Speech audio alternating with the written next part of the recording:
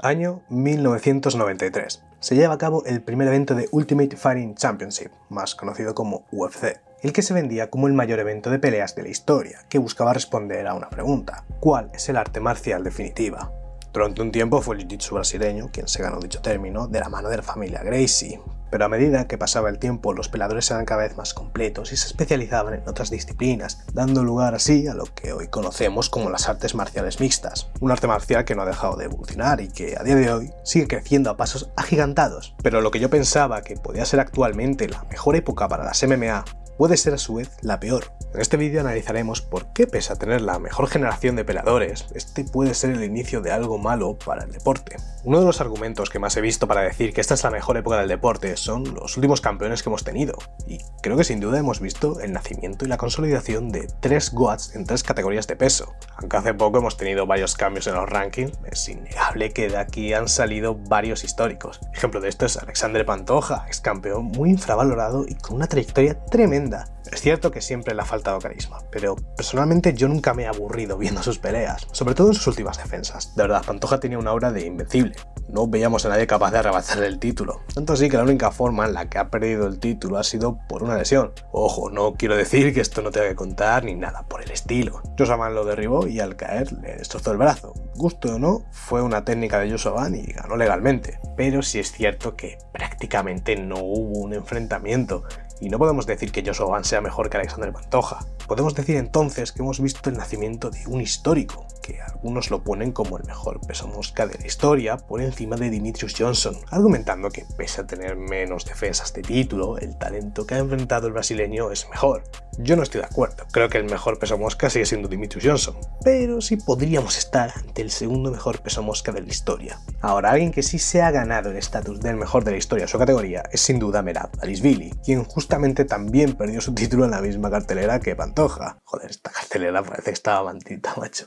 Aunque este fue de una manera más convencional. Aquí sí que no hay discusión de que hemos vivido la llegada de un GOAT. Es verdad que el peso gallo históricamente tampoco ha tenido grandes nombres, pero aún así, lo que ha conseguido Merab no tiene nombre. Un tío que empezó con 2 derrotas en la compañía, que ni debería haber seguido aquí, ha llegado a tener una racha de 14 victorias consecutivas en la UFC. Su estilo no es entretenido de ver, está muy enfocado en la lucha y en los derribos, pero es que hasta que no ha llegado Petr Yan nadie era capaz de descifrarlo. Tengo que decir una cosa, no le voy a quitar ni una gota de mérito a la victoria de Petr Yan, porque su game plan fue excelente y lo hizo todo perfecto. Pero creo que parte de la derrota de Merab fue porque es un puto loco e hizo 4 cortes de peso en un año, que esa es otra, es un pelador chapado a la antigua. En lugar de tener un plan de nutrición, el muy enfermo simplemente ni come ni bebe para cortar peso, y ya está.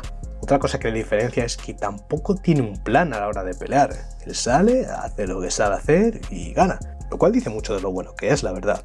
Imaginaos cómo de bueno sería si hiciera las cosas bien, en vez de estar tanto tiempo en el jacuzzi. En conclusión, estamos ante otro histórico y sin duda el mejor peso gallo de la historia. El peso pluma también ha vivido cambios en esta última época, pero lo importante es quién se ha consolidado como el mejor peso pluma de la historia. El australiano Alexander Volkanovski. Si os soy sincero, aún tengo mis dudas de si el mejor de esta categoría es Volkanovski o José Aldo. Pero a pesar de que el brasileño tiene una victoria más en peleas titulares, creo que el talento que ha enfrentado Volkanovski es superior al que enfrentó José Aldo. Además, es un peleador más completo, domina más áreas del deporte y, pese a no conseguirlo, ha estado más cerca de ser doble campeón. Aunque creo que el mayor mérito que tiene es romper la estadística que decía que no había campeones mayores de 35 años en su categoría, cuando recuperó su cinturón frente a Diego López, que por cierto se van a ver las caras otra vez, ahora en enero, y se rumorea que puede ser su pelea de retiro. Sinceramente, gane o pierda, creo que debería retirarse. Ya está consolidado como el mejor 145 libras de la historia y no le queda nada por demostrar. Además, a todos nos cae bien Volkanovski, ¿no? Sería una pena que acabase como José Aldo, bailando entre victorias y derrotas sin saber cuándo parar. O peor, y acabe como Tony Ferguson, pero bueno, vamos a intentar ser un poco optimistas. Quien no ha conseguido el estatus de GOAT, pero sin duda es una de las mayores estrellas de la historia de las MMA modernas, es Ilia Topuria.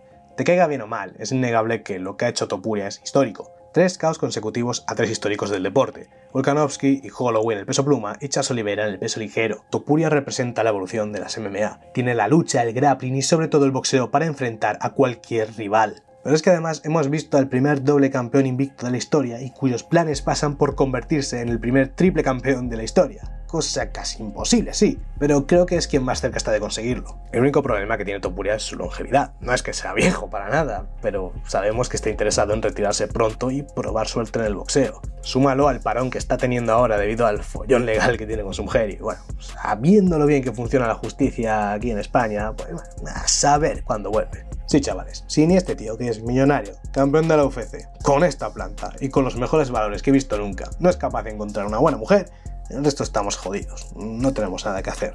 No, pero en serio, tiene tela el asunto, ¿eh? Mira, yo no sé quién se va a enfrentar a Topuria, si va a ser Paddy Pimblett o Justin Gaethje, pero el que le toque pelearse con un Topuria post-divorcio y que lo único que le queda es su título del peso ligero...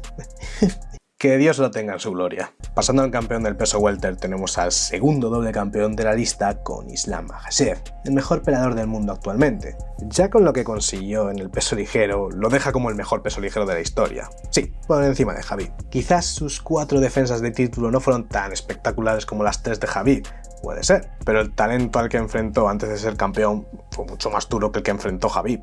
Por no hablar de que es mucho más completo y su suelo sea el segundo mejor del mundo actualmente. El primero lo veremos después. Ahora, siendo también campeón del peso welter, ya lo coloca en un top 5 histórico, porque además no vemos a nadie capaz de vencerlo, la verdad. Es la categoría más chunga y con más nivel de toda la compañía. De verdad, hemos visto nacer a un histórico, que además pretende defender varias veces el título, a saber hasta dónde va a llegar. Y si Makhachev no es el mejor luchador del mundo, es porque ese galardón se lo lleva el actual campeón del peso medio, Khamzat Chimaev. Y con el mejor del mundo, quiero decir, el mejor de la historia. De verdad, la lucha de este animal no tiene sentido. La velocidad, la fuerza, la sangre fría, lo que le hizo a Robert Whittaker en los dientes, que yo no soy aprensivo, pero madre mía, cada vez que veo esa foto de cómo lo dejó la mandíbula, me cago en nuevo miedo desbloqueado, macho. Si peleas contra Khamzat vas a acabar en el suelo, eso es inevitable. Y bueno, ya para salir de ahí solo te queda rezar, o si no que se lo digan a Dricus du Plessis con el crucifijo. Es cierto que aún no ha defendido, y es un peleador bastante inactivo, pero si lo menciono es porque, como he dicho antes, es el mejor luchador de la historia, y es muestra del gran nivel actual de los peleadores de MMA. Y ahora pasamos al tercer doble campeón de la lista, Alex Poatan Pereira. El actual campeón del peso semipesado también se ha consolidado como un histórico en los últimos años. Pereira es un caso inusual, porque es un tío que venía de competir en kickboxing, sin tener un background de lucha o grappling, y en un año ya era campeón del peso medio en UFC, y aunque no consigue defender su título, ya que pierde contra Israel Adesanya en la revancha, es capaz de subir al peso semipesado y convertirse en doble campeón. Pero es que además durante su reinado defiende su título 3 veces en medio año, y cuando pierde su título contra Ankalaev regresa ganando de manera espectacular. ¿Sois conscientes de lo complicado que es eso? Se ha criticado mucho el hecho de que la UFC le haya allanado el camino a ser campeón, poniéndole a rivales con bajo nivel de suelo, y puede ser, pero cuando llegas a la cima tienes que demostrar que mereces quedarte allí, y creo que Pereira lo ha demostrado con creces. Otra cosa a valorar de Pereira es lo mucho que ha contribuido al crecimiento de las MMA a nivel mundial, que sin siquiera hablando en inglés ha conseguido atraer a muchos nuevos fanáticos, sin duda un histórico y alguien a quien le debemos mucho. Y por último, pero no por ello menos importante, hemos sido testigos de uno de los pesos pesados más dominantes de la historia, Tomás Pinal.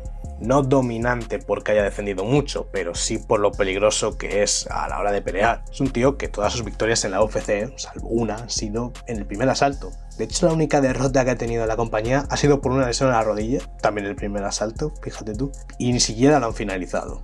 Lo que hace especial a Tomás Pinal es su velocidad.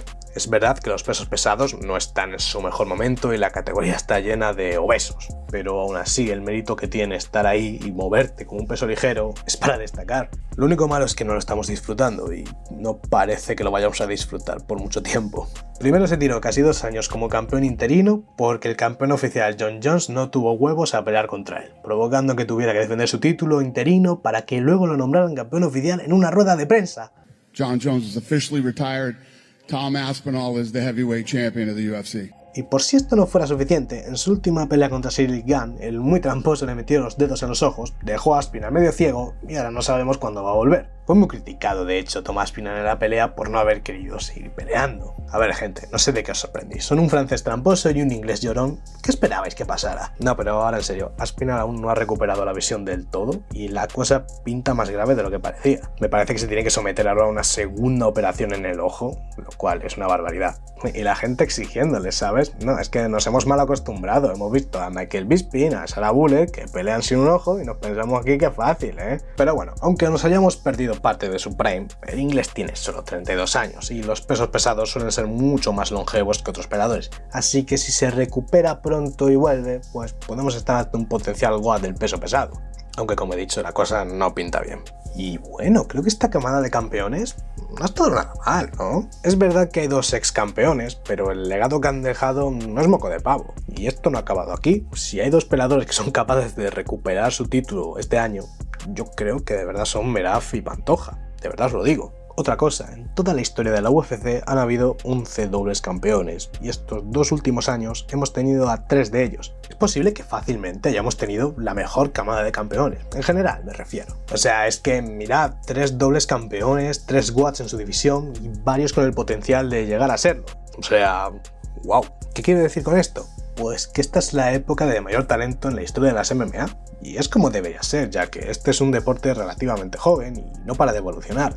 Los peleadores son cada vez más completos, los entrenamientos están más especializados, las técnicas de recuperación... ¿Habéis visto el laboratorio que tiene montado Ilia Topuria en su casa? Y no se lo quita a su mujer, claro. Y esa es la tendencia. Pero no es solo el talento por el que esta es una gran época. El crecimiento en general de las MMA en el mundo no para. El público general es cada vez más internacional, no solo estadounidenses, también se han hecho muchísimos más eventos en el extranjero en comparación con otros años, sobre todo en Medio Oriente, cosa que mi horario de sueño agradece mucho. Es con diferencia el deporte que más crece, tanto así que por fin ha dejado atrás el sistema de pagos por pay-per-view, en el que había que dejarse una pasta para ver los eventos importantes y se pasa al sistema de suscripción mensual con Paramount Plus, lo cual facilita mucho la llegada de nuevo público, pero esto también trae problemas consigo, los cuales me provocan miedos a futuro. Si bien creo que hemos visto la mejor época de las MMA, es posible que ahora vayamos a ver la peor. Y es que últimamente la UFC ha estado tomando decisiones un tanto polémicas. Para mí lo malo empieza hace un año cuando se da la pelea entre Jon Jones y Stipe Miocic por el título del peso pesado. Es que no era Miocic quien tenía que pelear, era Tom Aspinall,